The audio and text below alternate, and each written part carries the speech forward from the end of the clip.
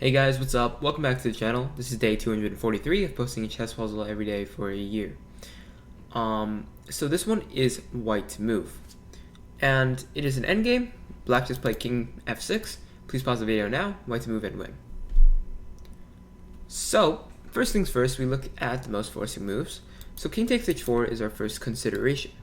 However, after king takes h4, this only leads to a draw, since the black king will come up to f5. And the king is eyeing the d3 square where the e pawn will promote. For example, if we try to promote our c pawn, king e4, b5, let's say, black even has king d5, just capturing this pawn. Let's say this happens, b6 and king d6. This pawn will be stopped, and black will be completely fine after, let's say, c5, and we'll be actually winning after a5. I think c4 is winning, so we have to play king g4, but this will be a draw after, let's say, king c6, a5, and we can't capture these pawns since, let's say, c4, we can't play king f5 because black will play c3. We have to play king f3, and black will just wait like this, because we can never take on e5 because the pawn will move to c3, and we are just going to repeat moves, and this is a draw. So another option for black is to go, if we go king g3, black has king e4, king f2, king d3, and black is just going to promote this pawn.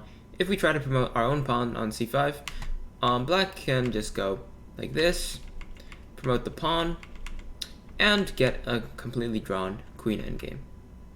So instead, we do not take on h4, since taking on h4 allows the black king to move to f5. So instead we should move one of our pawns.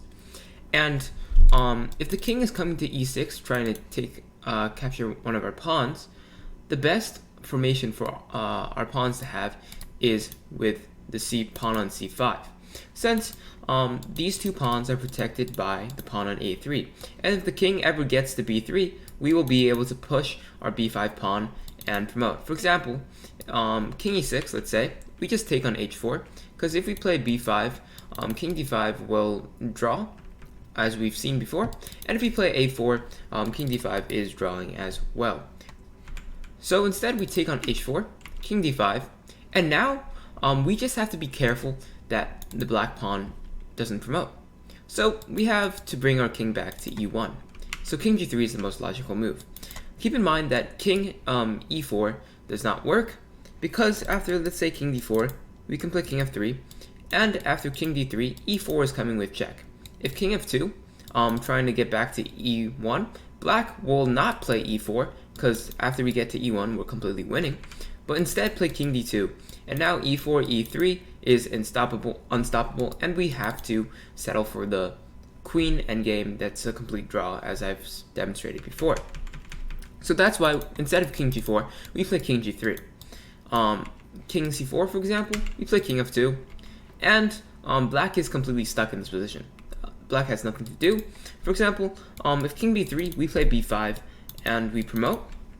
So black is just stuck to play like king d4. We play king e2, king c4, let's say, or king e4. We just move our king around. Even in this position, we could probably play a5 and a4, pushing our pawn at a5 and then winning somehow like this. For example, king d4, a5. If king c4, we play c6, takes a6, and we promote. And if king d5, for example, we can play a5, preventing king c4, and black is going to be losing after we activate our king, combined with our threats of promotion. So thank you for watching. I hope you guys enjoyed my explanation of this puzzle, and see you in day 244. Have a wonderful day.